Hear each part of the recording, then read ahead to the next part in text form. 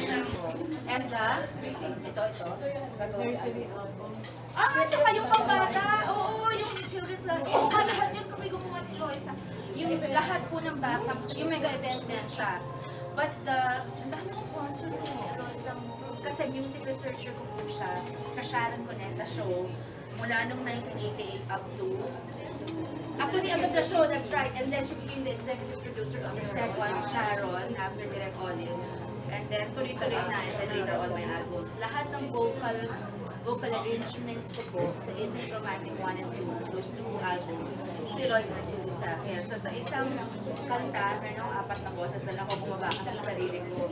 And nakakatapos ako ng ilang kanta sa isang araw na kasama backup, Jonathan! Si Jonathan Sustak. Kasama backup, nare-record ko 8 songs a day, ganyan. Kasama backup. 1 years po ng TSCS, wala kaming ginawa kundi limang numbers every week. Paano natin ginawa? May taping pa. So opening, closing, 3 medleys in between for 11 years every week. Tapos, pag Friday, after recording, mga alauna na umaga, magme-makeup ako kasi magsushoot ako na music video. Ganyan ko kinakaya noon. Ha? November! Boss Sandra, where are you? NY? NY? November? What are the confirmed shows? Do you have any confirmations na? US? No, okay. It's showing November. Dapat November yung US concerts, pero since my movie run is showing November, I know the date nga pero huwag muna sabihin, wait for start. So when do you think? Mga January next year. Ha? Teka, birthday ko yung babakasyon ako. January, February next year. Puro ng February. Can we do East Coast also? When can we do Hawaii? Miss na miss yung Hawaii. Naingit ako sa asap eh. Sa Toronto. Are we doing Canada? Our friend from Toronto came, di ba? Oh, did she like the show? So yeah, Toronto, I might see you. Europe daw. Oh God, Mare, isa sa happiest concert tours ko ng Europe kami. That was one of my happiest and most successful. Bukas din, pwede akong, hindi pala, may album pala ako. At saka dahil this concert kasi is also sort of a reintroduction of Sharon to the millennials. You tell them I'm shy. Yes. And Generation Z. Yes, Generation Z and Gen Z. Yeah, Gen Z and millennials.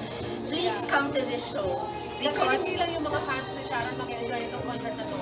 So we made sure... Wait, okay, tell them why it's called. Okay, not just my 40 years period. This is not just a walk down memory lane with the fans whom I've had forever and who've grown up with me. This is pakinalan konti ng concert ko.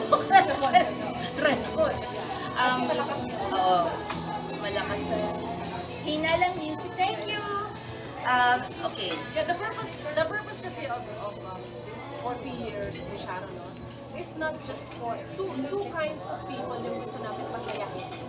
Yung mga fans who know everything about Sharon. They know everything, every album, every award, lahat ng detalye alam na nila. So what's in it for them? Bakit pa sila manonood kung alam na nila lahat, nakita na nila lahat? Ito na yung millennials natin ngayon na nagugulat ako, Mara, even on IG. All of a sudden, I have kids as young as 8. Exactly. And right here tonight, I have girls in their 20s, maybe younger, And that's the 30s. second part. This is our, okay, this is important. Yes. This 40th anniversary show is To reintroduce her to the young crowd, to the millennials, to those na... Kasi may mga tao na fans at may hindi. Pero may, yung hindi fans, humahangal. So, paano yung non-fans magiging fans after this concert? So, yun yung purpose ng concert actually, is to satisfy everyone who knows everything about her. and everyone who's curious about Curious. why is she called that? And tsaka yung point na, why is she on top of her game still after 40 years? No, let's not say still. Let's say again. So, yun yung answer. Yung parang pag nanood kayo ng concert, nasagot nyo yung tanong, kaya siya. So, kaya siya ang Back out na ako, na-intimidate ako. Natakot ako. So ngayon, siya hindi ko naman nasasabihin nyo para may maiwan, but in a nutshell and description, nahanap pa rin namin yung sa text. Bakit siya may para Hindi ko pa alam yan ah. Hindi ko pa alam yan. Oo. Yung, okay, there's X1, X2, X3, X4. So kunyari, Kasi even 4, yes, even if we're just talking about Sharon, the actress, kasi maraming magaling na actress, maraming icons. Ay, oo naman, mas magaling sa akin. Pero bakit siya iba? So, masasagot dun sa concert na yun. Maraming magagaling na singers, maraming icons. Pati tanong ko, Mare, sasagutin mo. Dami ko rin tanong. Dami ko rin intindihan eh. So, merong mga gano'n. X1 sa X2. Forever sa lahat ng tatlong, sa dalawang Sharon shows sa tugal 11 years at 6 years, meron siyang banda na may brass, actually 4 one. We have the, okay, we have the ABS-CBN Philharmonic Orchestra. Yes, of course, the musical, headed by Maestro Gerard Salonga. So I will have three or four. Pero si Gerard, ano pwede na because He will be that. Yes, he will be like that. So Gerard is not, he's the head of the orchestra. Aside from Mr. Salonga, we will have 3 musical directors. Every concert usually has just one. Unless you're 2 artists, each one their own, you have 2. But I'm just alone. And I will have 3.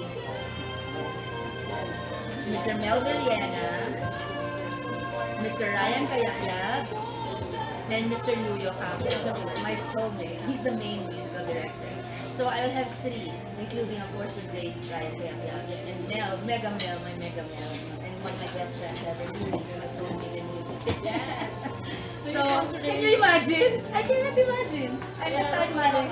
You tell me. No, but when it's singing, I'm okay. When it's scary singing, I'm very scared.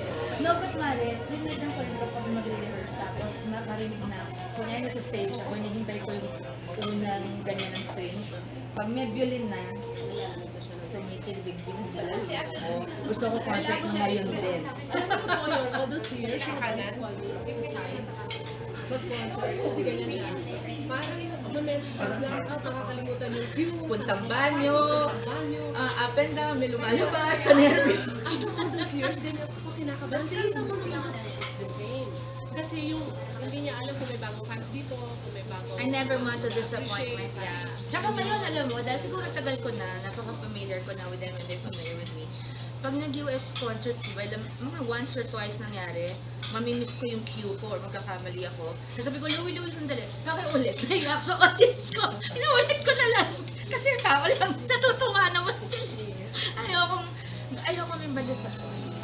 Parang after all these years, you think I'm relaxed and parang okay lang, hindi na ako mag-e-effort. Hindi, mas malaki pang effort ko for you guys because there's so much expected of me. And even sa sets, parang usually, concerts ngayon, babonggahan, ganyan. So, hindi siya pwede maiwan doon. But it can't be naman na sobrang technical or sobrang industrial. Cannot. It has to be her preview. Everything about her is considered na bagay doon. Hindi basta isang katerno, LED, Right, concert, oo.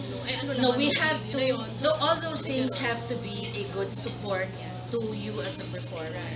But they cannot be the main attraction. Of course. You have to be the main attraction. Everything will support you, but nothing matters but your performance actually, yeah.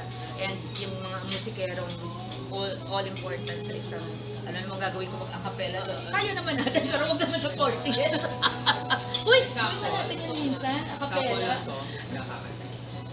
Syempre, hindi mawawala yan. The anthems. Yung mga tawag namin anthems ng Sharon Nation, alam mo, may nation, may generation, Gen S.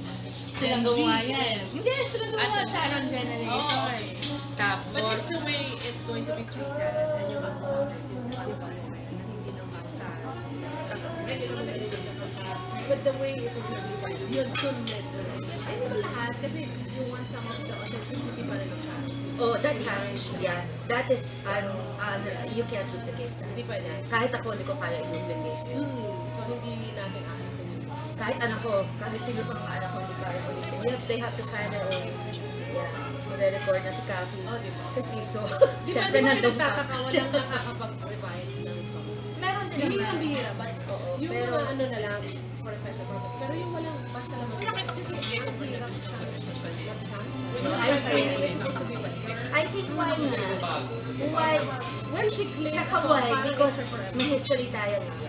Parang it comes a song after I recorded. May kasamang memories from either may moving kakambal, tas lahat ng naramdaman mo as a fan. Pag narinig mo yung kanta, bumabalik lahat, tas we grew up together. I think kasama lahat. Tapos that's how it feels. So, Kaya ang hirap i-cultivate yun kung gusto ko lang mag-revive. Isa sa mga kanta niya. The way her fans love her songs, it's because of what they work into it. And that's why it's magaling na. Tsaka ano yung isang magre-revive na magaling na kumanta? Deep talaga. Puro technical. yeah. One can sing higher notes than her probably, but takot sila mag-revive ng classics. Hindi naman sa takot tayo. I think ayaw na lang. Kuha. Respect. Worse na. Ayun ko, Never reliable comparison. Mag-solo ka rin. Pagdating sa high notes ko. Practice niya. Nauna. Hindi, takot pa rin. Ilalapag na lang. Takot pa rin ako. Pagkamata na ako, gaganon siya pagtakot. Takot. Ano? Chamba. Kasi dyan ako umiiyak. Dyan ako humihingi ng lakas sa loob. Tsaka sa team ko. Pag nininil, grabe ako nervous. Ano, I really, sorry sa mga kumakain. I'm so stupid. Mabamit ako. Sa sobrang yung reaction. Tayong dressing room ko, lahat dadaan nyo doon, lahat dadaanan ko. Dahil sobrang sakit. Sobrang 40 years na yun, pero totoo yun. 40 years. Ito, kala nyo, re-relax Nauto na akong bituka ko. Ito, 40 years na to. Sa September, mawawala ang small intestines ko. Pero lahat ng paghahanda, or even asking kung voice lessons ka. Yeah, marepasto lang. You think? Tapos na kami? It's not because she needs it, pero yung Yeah. stamina. Just my, although it helps alam mo yung concert. Oh, definitely. The vocal concert, I surprised myself. Sabi ni Red sa akin ng isang okasyon niya, burol pa nga yun eh. Sabi niya, halatang bata. Kailangan kasi muscle yun. Oh, by the way, next year I will have a big surprise. Hindi ko na kwento sa'yo. Hindi pa, kakabuo lang eh. Hindi ko pa natatapos yung surprises ko. December na ako next year. Dalawa. Okay, dalawang concerts next year na magkaiba. Hindi lang ako. Isa na lang, isa babae. Okay. Yes, John. Okay, yung ik mo nung, so sorry, Miss Aloy sa Maria.